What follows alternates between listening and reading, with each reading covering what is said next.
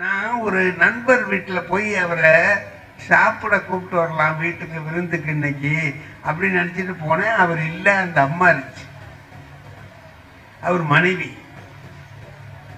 அவங்ககிட்ட எங்க அவன் அப்படின்னு கேட்டேன். அது எங்க போச்சோ அப்படின்னு. அது இது என்ன ஆடா மாடா என்ன, அது எங்க போச்சோ அப்படின்னு. சரி எப்போ வருவாரு அப்படின்னு. அது எப்போ வேணாலும் வரும். சரி விருந்து கூப்பிடலான்னு நினைக்கிறேன். அவர் என்ன பிரியமா சாப்பிடுவார், அது எதை போட்டாலும் திங்கும்.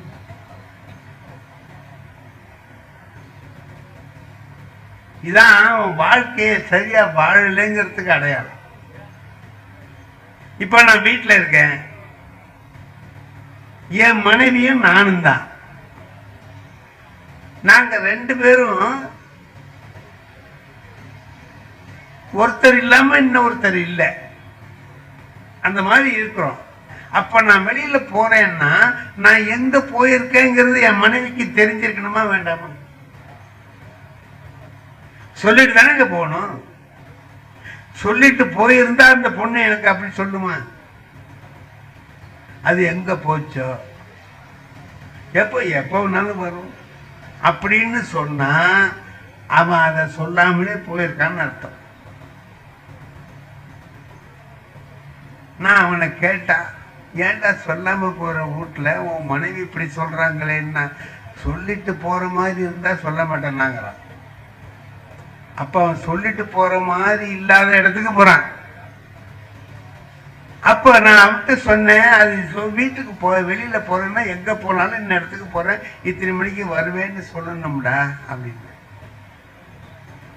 அது உன் வீட்டுக்கார அம்மாவை கேட்குறேன், என்ன பிரியமா சாப்பிடுவாருன்னு கேட்குறேன். அது எதை போட்டாலும் திங்குங்கிறது சொல்லுது ஐயா. என்ன அப்படியா திம்பினி அப்படின்னு. அவன் என்னத்தை ஏதோ சாப்பிட்றோம். இதெல்லாம் எதை காட்டுதுன்னு நினைக்கிறீங்க நீங்க? அவன் வாழ்க்கையில உற்சாகமா வாழலன்னு தானே அர்த்தம், இல்லையா? ஏதோ வாழ்ந்துகிட்டு இருக்கானே தவிர வாழ்க்கையை வாழணுங்கிற உற்சாகத்தோட ஊக்கத்தோட நல்லா வாழ்றோங்கிற எண்ணத்தோட அவன் வாழல. திருவள்ளுவர் அதுதான் சொல்றாரு, வையத்துள் வாழ்வாங்கு வாழ்பவன் வானுரையும் தெய்வத்துள் வைக்கப்படும். வாழ வேண்டிய முறைப்படி வாழ்றவன். வாழ வேண்டிய முறைப்படினா யாரு வாழ வேண்டிய முறைப்படி வாழ்றவன் யார்?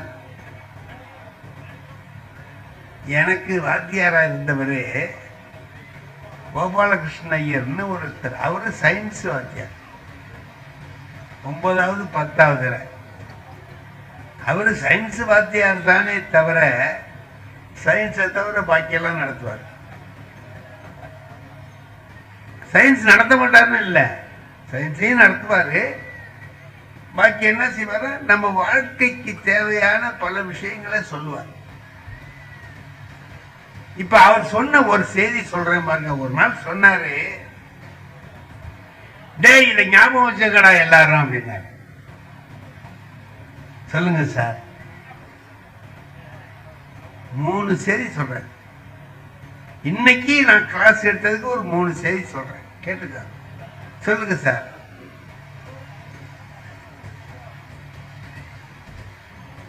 அம்மாவுக்கு செலவுக்கு பணம் கொடுக்காத. எப்படி பாருங்க, முதல் செய்தி அம்மாவுக்கு செலவுக்கு பணம் கொடுக்காத.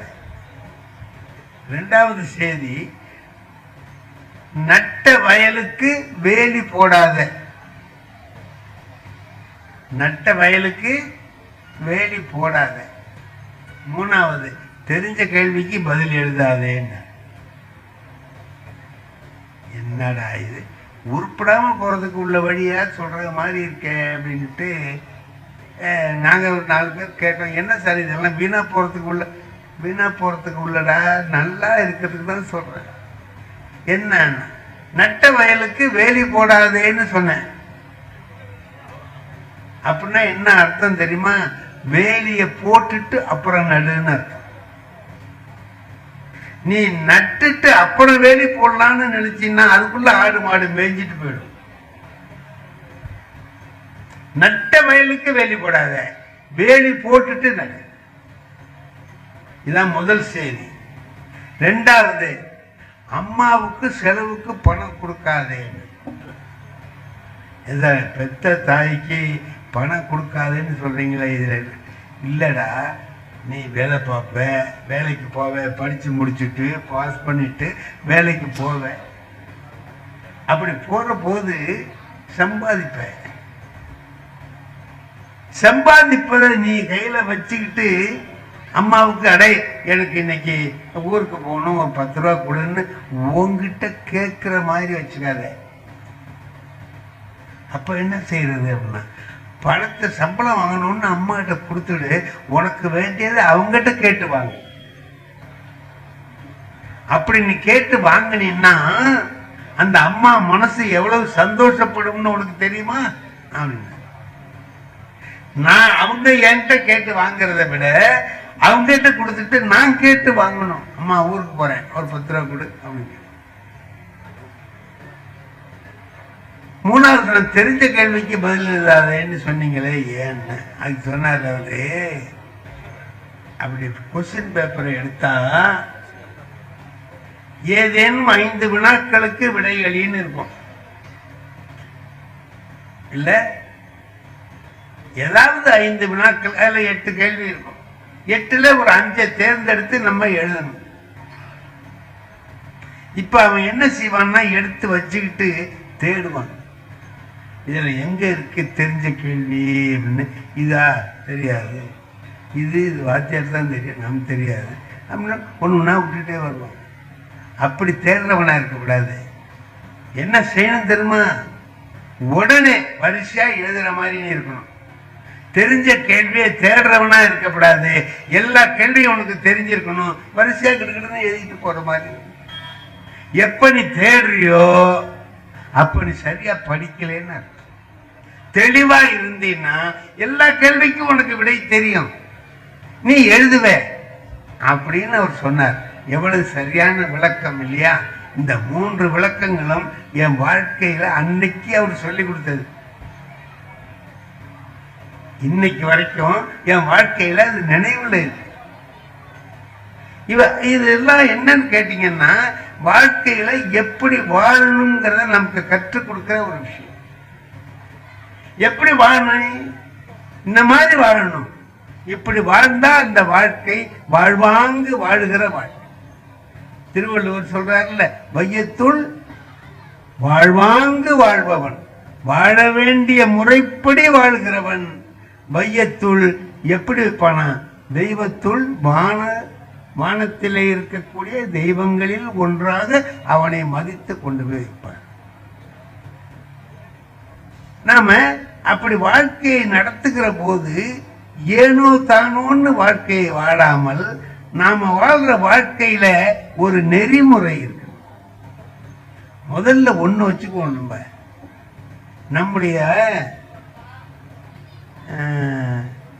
வீட்டுல முதல்ல நம்ம மனைவி, அந்த மனைவியை நாம எப்படி நடத்துறோங்கிறது தான் வாழ்க்கை வாழ்வதற்கான அடிப்படை. எப்படி நடத்துறோம்? நாங்க எனக்கு கல்யாணம் ஆச்சு, எவ்வளவு நாளைக்கு முந்தி ஆயிருக்கு? இப்ப எனக்கு 87 வயசு ஆச்சு. 60 வருஷத்துக்கு முந்தி கல்யாணம் ஆனது. இப்ப கல்யாணம் ஆன அன்னைக்கு எங்களுக்கு முதல் இரவு. நண்பர்கள் சும்மா இருப்பானா, வந்து கேலி பண்ணுவானுவல்ல, எல்லாம் உட்காந்துக்கிட்டு பேசுறானுவோ, அது இது இது இதுன்னு சொல்றானுவோ. எனக்கு போங்கடா வேலையை பார்த்துக்கிட்டா அப்படின்னா போக மாட்டேங்கிறானுவோ. இப்படி இருக்கணும், அப்படி இருக்கணும், அப்படி இருக்கணும். அதுல எந்த பயலுக்கும் இன்னும் கல்யாணம் ஆகல. அவன்லாம் எனக்கு யோசனை சொல்றான். கடைசியில ஒருத்தர் சொன்னான், அருமையான யோசனை சொன்னான். என்ன சொன்னான்னு தெரியுமா? டேய், மனைவி முதல்ல பேச மாட்டாங்கடா, நம்ம தான் முந்தி பேசணும். பேசுற போது நல்ல வார்த்தையா பேசு. உன் குடும்பத்தை பற்றியும் அவங்க குடும்பத்தை பற்றியும் நல்ல எண்ணம் உண்டாகிற மாதிரி நல்ல வார்த்தைகளை பேசி உங்கள் வாழ்க்கையை தொடங்குங்க. இது நல்லா இருக்குல்ல, நல்ல செய்தி சொல்லியிருக்கானே அப்படின்ட்டு நான் அதுக்கு டைலாக்லாம் தயார் பண்ணிக்கிட்டு போகிறேன். அதுக்கு அவசியமே இல்லை. என் மனைவியே முதல்ல பேசினாங்க. என்ன பேசினா தெரியுமா? நான் எவ்வளோதோ பொம்பளைங்களை பார்த்துருக்கேன், ஆனால் உங்கள் அம்மா மாதிரி ஒரு ராட்சசி உலகத்திலேயே இல்லை. இன்னைக்கு தான் வந்திருக்கா. எனக்கு நான் 25 வருஷமாக எங்கள் அம்மாவை பார்த்துக்கிட்டு இருக்கேன். எனக்கு எங்கள் அம்மாவை பற்றி அவர் சொல்கிறா, உங்கள் அம்மா மாதிரி ஒரு ராட்சசி உலகத்திலேயே இல்லை. இப்போ நான் என்னங்க பண்ணுறது? மனசில் ஆத்திரம் கொந்தளிக்குதா இல்லையா? என்னடா இன்னைக்கு தான் வந்திருக்கேன், இன்னும் எங்கள் அம்மா யார் என்ன அவங்க குணம் என்ன உனக்கு ஒன்றும் தெரியாது, தெரியாமலே அம்மாவை ராட்சசின்னு நீ சொல்றீங்க, என்ன கோபம் வருது? ஓங்கி ஒரு அறை விட்டு வரட்டலாமா அப்படின்னு புத்தி வருது. அப்புறமா பார்த்தா அதுக்காக வந்த வேலையை பார்க்கணுமே தவிர அதை விட்டுட்டு வேற வேலை பார்க்கக்கூடாது அப்படின்னு நான் சொன்னேன். நீ சொல்றது கரெக்டு தான், நானும் கவனிச்சுக்கிட்டு தான் இருக்கேன். மறுநாள் காலையில் எங்கள் அம்மா கிட்ட சொன்னேன், உன்னை பற்றி என் பொண்டாட்டி இப்படி சொன்னாம்மா. இதுக்கு எங்கள் அம்மாவுக்கு ஆத்திரம் வரணுமா இல்லையா, கோபம் வரணுமா இல்லையா? அவ சொன்னது கிடக்கட்டும், நீ என்ன செஞ்சேன்னு நான் அனுசரித்து போயிட்டம்மான்னு. அதான்டா வாழ்க்கை, அதான்டா வாழ்க்கை. உங்க அப்பா கிட்ட நான் சொன்னதை விட அவ ஒன்றும் அதிகமா சொல்லடா.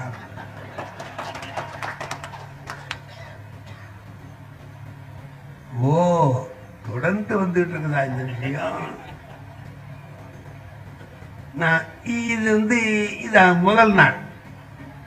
அப்புறம் போக போக என்ன ஆச்சு அப்படின்னு கேட்டீங்கன்னா, நாங்க 4 பேர் அண்ணன் தம்பி. எங்க அம்மாவுக்கு 4 மருமக. இந்த 4 பேர்ல என் மனைவி கிட்ட தான் அவங்க ரொம்ப அன்பா இருந்தாங்க. ஏதாவது முக்கியமா அவங்க மனசுல உள்ளதை சொல்லணும்னா என் மனைவி கிட்ட சொல்லுவாங்க. இது எப்ப ஒரு 10 வருஷம் கழிச்சு நான் பார்க்கிற போது எனக்கு ஆச்சரியமா இருக்கு. அன்னைக்கு இப்படி சொன்னாலே, இன்னைக்கு இப்படி நடந்துக்கிற 2 பேரும் அவ்வளவு நட்பா இருக்காங்களே அப்படின்னு. இதுக்கு என்ன காரணம்னு யோசிச்சேன். 2 பேர்ட்டையும் இருக்கு. எங்க அம்மாவும் அதை ஒரு பெரிய விஷயமா எடுத்துக்கல, என் மனைவியும் அதுக்கு பிறகு புரிஞ்சு, ஓ இவங்க அப்படி இல்லை, நாம மாமியார்னா கெட்டவங்க நினைச்சிட்டு வந்தோம், அப்படி இல்லை அப்படின்னு தெரிஞ்சு நடந்துக்கிறாங்க பாருங்க. அப்ப என்ன ஆகுதுன்னா, வாழ்க்கை இனிமையான வாழ்க்கையா, வாழ்க்கை இனிமையான வாழ்க்கையா ஆகணும்னா ஒருத்தர் முதல்ல புரிஞ்சுக்கிறது கொஞ்சம் கஷ்டமா இருக்கும். கொஞ்சம் கொஞ்சமா புரிஞ்சுக்கிட்டோம்னு சொன்னா அந்த வாழ்க்கை இனிமையான வாழ்க்கையா. என்ன, என் மனைவி புரிஞ்சுக்கணும், என் மனைவியை என் நண்பனை நான் புரிஞ்சுக்கணும். நான் என் நண்பன் என்ன பண்ண, ஒருத்தன் நான் படிக்கிற காலத்துல என் கூட படிச்சவன். இப்போ ஒரு 10 வருஷத்துக்கு முந்தைய அவனை பார்த்தேன். வரதராஜ மாதிரி இருக்கானேன்னு எனக்கு ஒரு நினைப்பு வந்தது. அவனா மாறி இருக்கான், அவன் தானா, அவன் மாதிரி இருக்கு இல்லை மாதிரி இருக்கு, என்னடா பண்றதுன்னு நான் எவனையாவது போய் கூப்பிட்டு, அவன் நான் இல்லடா அப்படின்னு என்ன பண்றதுன்னுட்டு வரதராஜான்னு இருந்தா தெரியும் பாப்பான்ல. அடே செம்மோடியலே, என்னடா ஜவதிமா இருக்கியாடான்ட்டு வந்தான். அவன் படிக்கிற காலத்துல அவ்வளவு நல்லவன் இல்லைங்கிறது எனக்கு தெரியும். ஆனா இவ்வளவு நாள் ஆயிருக்கு, 40-50 வருஷம் ஆயிருக்கு, மாறி இருப்பான்னு நினைச்சு, வாடா எப்படி இருக்க சௌரியமா, என்ன எதுனா வா நம்ம வீட்டில் போய் ஒரு காப்பி குடிச்சிட்டு போகலான்னு அழைச்சிட்டு போனேன். வந்தாங்க, என் மனைவி காப்பி கொண்டாந்து கொடுத்தாங்க. குடிச்சான். குடிச்சிட்டு கேட்டான், இது யாருன்னு கேட்டான். என் மனைவிடா அப்படின்னு. அப்ப அன்னைக்கு தஞ்சாவூர்ல பார்த்தோமே, அது யாருன்னா அவன் போயிட்டான். அவன் போயிட்டான். ஒரு மாசம் ஆச்சு இதை விலைக்கு. அப்போ அவன் மாறி இருப்பான்னு நினைச்சு அவன் மாறல, அவன் அப்படியே தான் இருக்கிறான். நான் தான் தப்பா நினைச்சுட்டேன். இப்போ 2 பேரும் இருக்கிற பொழுது பாருங்க, ஒருத்தரை ஒருத்தர் புரிஞ்சுக்கிறது எப்படி இருக்கு.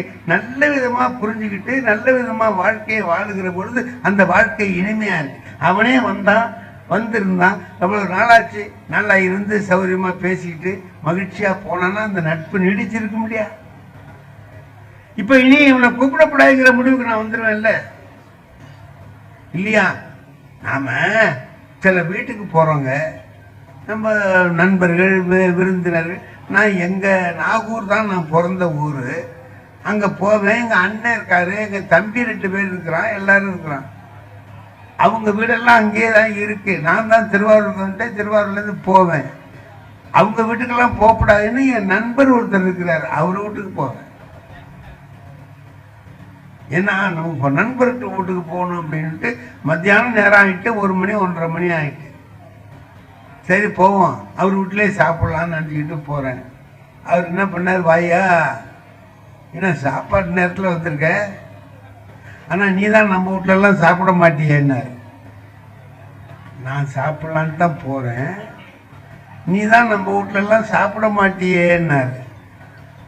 நான் பார்த்தேன், இனி அண்ணன் வீட்டுக்கெல்லாம் போக முடியாது, இவன் வீட்டுலாம் தின்னு ஆகணும். இவனோ இப்படி சொல்கிறான், சரி என்னடா பண்ணலான்னு பார்த்தேன். நான் சாப்பிட மாட்டேன்னு சொன்னாலும் நீ விட்டுறவா போகிறேன்னு. அப்புறம் அவன் சொன்னான், அப்படியே சாப்பிட்டாங்க பிள்ளைங்க கையில் 10 ரூபா 20 ரூபா கொடுக்காமலாம் போவேன்னா. அவனுக்கு 5 பிள்ளைங்க, இதுக்கு ஹோட்டல்லே சாப்பிட்டு போகலாம். இப்போ நாம் ஒரு இடத்துக்கு போகிறோம், வந்தவன விருந்தோம்பல்ங்கிறது எவ்வளவு முக்கியமானது இல்லை? விருந்தோம்பல் என்கிற பண்பு ரொம்ப உயர்ந்தது. நாம் அதை சரியா செய்யறோம், இருக்கிறத பகிர்ந்துக்கலாம். தண்ணி ஊற்றி சோறு இருக்கா எடுத்துக்க, 2 பேரும் சாப்பிடுவோம் அப்படின்னு சொல்றது இயல்பினால் இயல்பாழ்வான்னு திருவள்ளுவர் சொல்றாரு. இயல்போட வாழணும்ப்பா. நீ எந்த இயல்பு, நான் உடனே போனோன்னா 4 கறி 5 கறி வைக்க, அதெல்லாம் வேண்டியது இல்லை. இருக்கிறது நம்ம 2 பேரும் பகிர்ந்து சாப்பிடலாம். இப்போ வாழ்க்கை வாழ்வதற்கேன்னு சொல்லி சொன்னா எப்படி வாழ்வது? எப்படி வாழ்வது? கணவன் மனைவி 2 பேரும் வாழ்கிற வாழ்க்கையில எப்படி விட்டு கொடுத்து வாழ்வது அப்படின்னு சொன்ன. இப்போ இந்த பாருங்க, நான் சில சமயத்துல வேண்டாத காரியம்லாம் செய்வேன், முட்டாள்தனமா இருக்கும். மனைவி கிட்ட என்ன சொல்லலாமோ அதான் சொல்லலாம். நான் சொல்றேன், ஒரு நாள் சும்மா வம்பு வளர்க்கறது தான், உனக்கு காய்கறி வாங்க தெரியலன்னு. காய்கறி வாங்க ஏங்க அப்படி சொல்றீங்க அப்படின்னு. நான் முத்த கத்திரிக்காய் சொத்த கத்திரிக்காய் எல்லாம் வாங்குறேன், அவன் உங்ககிட்ட காசு கூட வாங்கிட்டு போயிடுறான், ஏமாந்து போற, உனக்கு காய்கறி கூட வாங்க தெரியலையே. என் மனைவி ஒரு அறிவாளி, அவங்க சொன்னாங்க, சரிதாங்க நீங்க சொல்றது, இன்னைக்கு ஞாயிற்றுக்கிழமை தானே, நீங்க போய் வாங்கிட்டு காமிங்க எப்படி வாங்கணும்னு, அதே மாதிரி நான் வாங்குறேன், இது நல்லதானே. சரி வான்னு கடத்தருக்கு போய் காய்கறி வாங்கலான்னு போனா, முதல்ல என்கிட்ட படிச்ச பையன் காய்கறி கடை வச்சிருக்கான். நீ அதையாவது வச்சுக்கடாப்பான்னு நினச்சிக்கிட்டு போனேன். அவன் அங்க ஏன் வரமாட்டீங்க வந்திருக்கீங்க அப்படின்னா, சொல்டா அண்ணன் உட்காருங்க ஐயா, என்ன வேணும் சொல்லுங்க. நான் எழுதிட்டு போயிருந்தேன், கொடுத்தேன். தேங்காய் 2ன்னு, முதல்ல தேங்காய் 2. அவன் என்ன செய்யறான் சார், தேங்காய் எடுக்கிறான், இப்படி ஆட்டுறான், அப்புறம் இப்படி முட்டுறான், முத்தா காயா இருக்கான்னு பார்க்கறானா என்னமோ நான் நினைச்சேன். அப்படி முட்டுறான், தூக்கி போட்டுறான். அவனுக்கு பிடிக்கல, ஐயாவுக்கு இதை கொடுக்கக்கூடாது. 100 காய் எடுத்தான் சார், தட்டினான் போட்டான், ஆட்டுறான் தட்டுறான் போட்டான், ஆட்டுறான் தட்டுறான் போட்டான், அதுல 2 எடுத்தான். அப்பா, நம்மகிட்ட படிச்ச மாணவன் நம்மளை மறக்கவே இல்லை பாரு, எவ்வளவு தேர்ந்தெடுத்து கொடுக்குறான். ஏதோ 2 காயை கொடுத்தோன்னு இல்லை, செலக்ட் பண்ணி கொடுக்குறான் பாடுறா அப்படின்னு நினச்சிக்கிட்டு மகிழ்ச்சியாக இருந்தேன். எடுத்து கொடுத்தான், கத்திரிக்காய் எது என்னென்னோ எல்லாம் போட்டு கொடுத்தான். வீட்டில் கொண்டு வந்து கொடுத்தேன். முதல்ல சட்னி அரைக்கிறதுக்கு என் மனைவி ஒரு தேங்காயை எடுத்து உடைச்சி அந்த மூடி ரெண்டையும் எடுத்துக்கிட்டு அப்படி வந்தாங்க என் வீட்டை.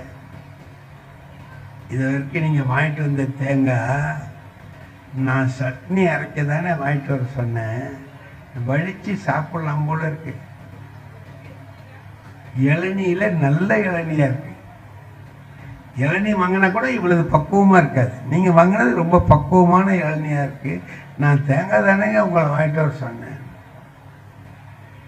சே, இந்த பையன் நம்மளை ஏமாற்றிட்டானேன்னு வருத்தமாக உட்காந்துருந்தாங்க. கொஞ்சம் நேரம் கழிச்சு வந்து என் மனைவி சொல்கிறாங்க, வருத்தப்படாதீங்க, ஏமாந்துட்டேமேன்னு வருத்தப்படாதீங்க. தேங்காயை இலசாக வாங்கினாலும் கத்திரிக்காய் வெண்டைக்காயெல்லாம் நல்ல முத்தலாக தான் வாங்கியிருக்கீங்க. என்ன அர்த்தம்? உனக்கு தேங்காய் வாங்கவும் தெரியல, கத்திரிக்காய் வெண்டைக்காய் வாங்கவும் தெரியல, நீ வந்து என்ன குறை சொல்ற, எனக்கு தெரியலேன்னு சொல்ற அப்படிங்கிற கேள்வியை ஒரு சின்ன வாக்கியத்தில் சொல்றேன். இதாங்க வாழ்க்கையில் என்னன்னு கேட்டீங்கன்னா, அவங்க அப்படி பேசுற போது நம்ம கோபிச்சுக்காம அவங்க சொல்றத ரசிக்க கத்துக்கிட்டோம்னு வைங்க. மனைவி சொல்றத ரசிச்சு, சார் நீங்க எல்லாம் நினைச்சீங்கன்னா கோவப்படுவீங்க. ஒரு நாள் அதிகாலையில நான் வெளியூர் புறப்படுறேன், 4 மணிக்கெல்லாம் போகணும், பஸ்ஸை பிடிச்சி நான் எங்கேயோ போகணும். எங்கள் வீட்டில் நான் என் மனைவிக்கு வேலை கொடுக்க மாட்டேன், நானே எல்லா வேலையும் பார்த்துக்குவேன். எடுத்து வைக்கிற துணிமணி எடுத்து வைக்கிறது கொள்றது எல்லாம், வெந்நீர் போடுறதுலேருந்து எல்லாம் நான் போட்டு குளிச்சுட்டு போகும்போது மனைவியை எழுப்பி விட்டு கதவு தாப்பு போட்டுக்கன்னு சொல்லிட்டு போகிறேன். இதான் போகிற வழியிலேயே காப்பி குடிச்சிட்டு போயிடுவேன். ஒரு நாள் புறப்படுறேங்க, மணி 4 மணி. என் மனைவி எப்படி எழுந்துச்சு வந்தாங்க என்னன்னு தெரியாது, காப்பி ஆத்துறான். எனக்கு இது நடக்காத, என்னடா இன்னைக்கு இப்படி ஆச்சரியமா நடக்குது அப்படின்ட்டு நான் கேட்டேன், என்னது காப்பி போடுற? ஆமாங்க, நேத்தி அடுத்த வீட்டுக்காரர்கிட்ட பேசிட்டு போது சொன்னீங்களே விடிய காலம் புறப்பட்டு போகணும்னு, குளிர் காலமாக இருக்கே கொஞ்சம் சூடாக காப்பி போட்டு கொடுத்தா சௌகரியமாக இருக்கும்னு நேத்தி பாலில் கொஞ்சம் எடுத்து வச்சுருந்தேன், அதில் காப்பி போட்டு கொடுத்தேன். நான் சரி இன்னும் ஆத்துறேன். எங்கள் வீட்டில் ஒரு நாய் வளர்த்துட்டு, அந்த நாய் எப்படின்னு கேட்டிங்கன்னா, நான் எதை சாப்பிட்டாலும் அதுக்கு பொறுக்காது, வாழ் வாழ் வாழ்வான்னு கத்தும். நான் காப்பி குடிக்கிறத பார்த்த உடனே கத்துது, லொல்லு லொல்லு லொல்லு லொல்லு கத்துது. நான் என் மனைவிட்ட கேட்டேன், நாய் கத்துது, இந்த பால் மிச்சம் வச்சிருக்கியே அதை எடுத்து வேணா இந்த நாய்க்கு கொஞ்சம் ஊத்துட்டுமான்னு கேட்டேன். உள்ளாரேந்து என் மனைவி சொன்னாங்க, ஊற்றி விடாதீங்க, நாய்க்கெல்லாம் பழைய பால் கொடுத்தா வயிற்றுக்கு ஆகாதுன்னு. நான் கேட்டேன், என்ன நாய்க்கு கூட ஆகாததையா எனக்கு கொடுத்த என்ன?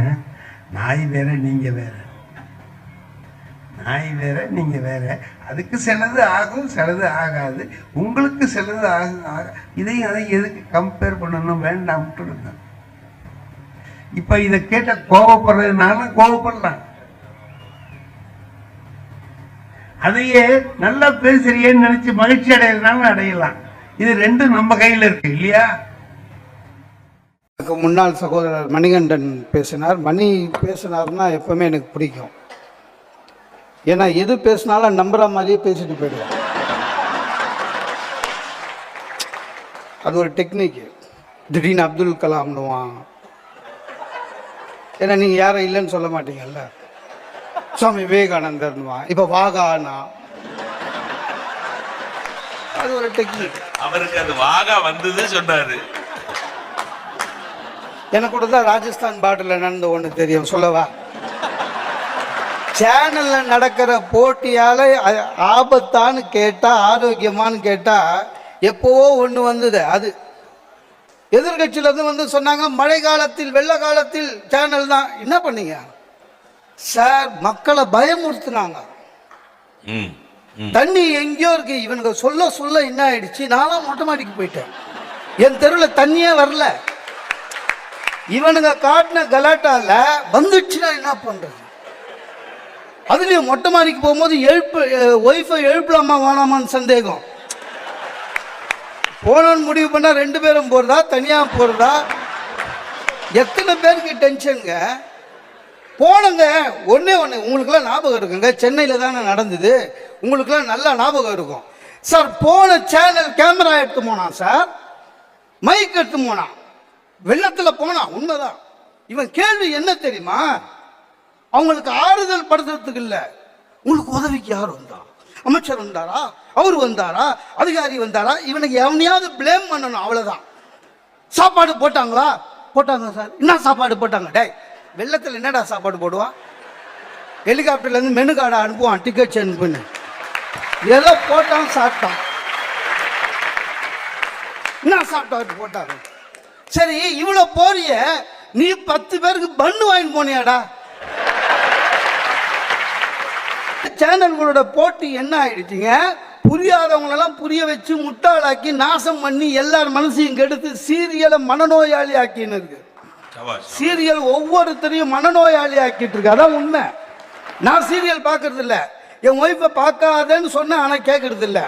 அன்னைக்கு உள்ள போறேன், ஒரு ஆள் ஒரு 45 வயசு 50 வயசு ஆள் நடிச்சுட்டு இருந்தாருங்க. நம்ம வாயில வாஸ்து சரியில்லை. நான் என் ஒய்ஃபு கிட்ட சும்மா என்ன பண்ணேன், சூப்பாக இருந்தது அந்த ஆள். நான் சொன்னேன், என்னம்மா பார்த்தா உங்கள் அப்பா மாதிரியே இருக்காருன்னு கேட்டேன். நான் என்ன பண்ணேன், மனைவியை குஷிப்படுத்தலான்னு நினச்சி உங்கள் அப்பா மாதிரியே இருக்கிறாருன்னு. உடனே அப்போ எங்கள் அப்பா நான் பைத்தியமா அப்படின்னா? அந்த கேரக்டர் பைத்தியமா நடிக்குதுங்க. அதில் எங்கள் அப்பா பைத்தியமா அப்படின்ச்சு. ஆக்சுவலாக இருந்தால் லூசு தான், அது சொல்ல முடியாதுல்ல. அந்த அந்த அளவுக்கு மனநோயாளி ஆக்கி வச்சிருக்காங்க சார். நான் ஒன்று சொல்றேன் சார், நீ என்ன இன்வெஸ்டிகேஷன் பண்ற? சேனலுக்கு என்னங்க இருக்குதோ சொல்லிட்டு போ. இன்வெஸ்டிகேஷன் சொல்லி எல்லா சேனலும் உடனே இன்வெஸ்டிகேஷன். சார், தமிழனுக்கு தெய்வம் கொடுத்த வரம் என்ன தெரியுமா? மறதி. ஏதாவது கெட்டது நடந்தா மறந்துடுவோம், இல்லைன்னா வாழவே முடியாது இந்த நாட்டில். இவன் விட மாட்டான். எங்கேயோ ஒரு இடத்துலங்க ஒரு அம்மா என்ன பண்ணிக்குது, அவங்க ஹஸ்பண்டோடைய ப்ராவிடென்ட் ஃபண்டு பிஎஃப் வரும்னு சொல்லிட்டு அம்மிக்கல்ல தலையில் போட்டுச்சு. அந்த ஆள் செத்து போயிட்டார். பேப்பரில் வந்தது, அது ஒரு பேப்பரில் வந்தது, 10 பேர் படித்தா மறந்துடுவான். இவன் விட மாட்டான். யார்? நம்ம சேனல்காரன். அவன் குற்றம் நடந்தது என்ன, என்ன நடந்தா என்னடா, அதை ஏன் காட்டுற? என்ன ஆச்சு வீட்டில்? இப்படித்தான். அவர் முதலில் குழவியை எடுத்தார், வைத்து விட்டார், அப்புறம் அம்மியையே எடுத்தார், தலையில் போட்டார் அப்படின்னு போட்டா என் பையன் சொல்றான், அப்பா ஐநாவரம் சித்தி மாதிரியே இருக்குதுப்பான்றான். என் ஒய்ஃப் அதை உத்து பார்க்குறேன், எனக்கு பயமா இருக்கு. ஏன்னா எனக்கும் ப்ராவிடென்ட் ஃபண்ட் இருக்கு, பிஎஃப் இருக்குது, என் வீட்லேயும் அம்மிக்கல் இருக்கு. இப்படியாடா பயமுறுத்துவீங்க? திருமணம் நாங்கள் பார்த்துக்கிறோம், நீ உடன்டா. உங்கள் மனசுக்கு ஏற்ற மாதிரி, உங்களுக்கு ஏற்ற மாதிரி பெண்ணை நான் காட்டுறேன். எப்படா காட்டுவேன்? மேனுஃபேக்சரா பண்ண போற? உங்களுக்கு பிடித்த மனைவியை உங்களுக்கு கட்டி வைக்கிறேன் முடியுமா சார்? அப்புறம் கடவுள்னு எதுக்கு இருக்கிறான்? நம்மள பழி வாங்கிறதுக்கு தானே சார் ஒய்ஃபை கல்யாணம் பண்ணி கொடுக்குறான். நீ எப்படி இப்போ புதுசா ஆரம்பிச்ச என்ன தெரியுமா? எல்லாமே என்ன கருத்தரங்கம் என்ன தம்பி? அது 4 பேர் உட்காந்து கத்துவாங்களே, ஷோ பேர் சொல்ல மாட்டாங்க. சொல்ல முடியாத ஒரு ஷோ, ஏதோ ஒரு டாபிக்கே இல்லைனாலும் இவங்களே டாபிக்கை உருவாக்குறானுங்க. ஓன்னு கத்தி அது நெறியாளர்னு ஒருத்தர், அவருக்கு சுப்ரீம் கோர்ட் ஜட்ஜி மாதிரி கோட்டு போட்டுக்கின்னு, ஐயோ அந்த வெயில்ல அந்த ஹாட் லைட்ல பேபி லைட்ல போட்டு உட்கார வச்சு ஒரே கத்து. ஒன்றும் புரியல, யார் என்ன சொல்றான்னு புரியல. ஆனா ஒரே ஒரு நன்மை என்ன, என் பையன் சாப்பிட்றான். நீ ஒத்துக்கலைன்னா அந்த 4 பேர்கிட்ட புடிச்சு கொடுத்துருவேன்ற, கடன்னு சாப்பிட்டுறான். எல்லாம் எதுவா பெல் அடிச்சுங்க. வாஸ்து சார் 20 வருஷம் முன்னால வாஸ்து இல்லை, இப்ப அதுக்குன்னே 2 பேர் 3 பேர் எல்லா சேனல்லையும் வர ஆரம்பிச்சிடும் வாஸ்துன்னு. ஏன்னா மக்களுக்கு நம்பிக்கை வராது, மூட நம்பிக்கை. ஒரு ஆள் என் வீட்டுக்கு வந்து நான் வாஸ்து பார்க்குறேன்னு வந்தான் வந்து போர்ட்டிகோல நின்று சொல்றான், இது என்ன அதுன்னா போர்ட்டிகோன்னு, இது உன் ராசிப்படி இங்க இருக்கக்கூடாது, வேற எங்க இருக்கணும்னு, பின்னால இருக்கணும்னா. டேய், முன்னால இருந்தா அது போர்ட்டிகோ, பின்னால இருந்தா அது மாட்டு கொட்டா. உள்ள வந்து சார் இதை மாத்து அதை மாத்து, இது குரு மூளை, இது குபேர மூளை, எல்லாத்தையும் மாத்துன்னு. அவன் மாத்துன்னு சொல்லாதது என் ஒய்ஃபை மட்டும்தாங்க. அதையாவது சொல்லிட்டு போயிருக்கலாம், செலவா முடிச்சுட்டு போயிருக்கலாம்.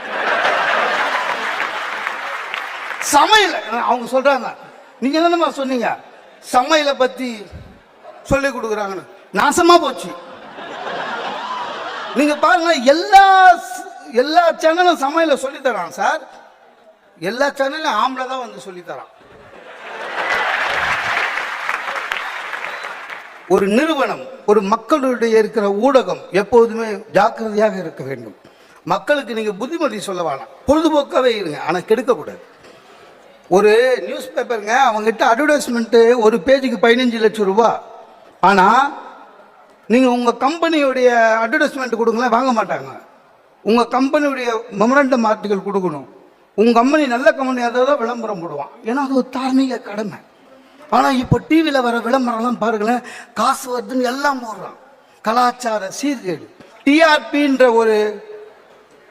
ஒரு எதிர்பார்ப்புக்காக போட்டி போட்டுக்கொண்டு தனி மனிதன், குடும்பம், சமூகத்தை சீரழிக்கிறது என்று கூறி வாய்ப்புக்கு நன்றி பாராட்டி விடைபெறுகிறேன்.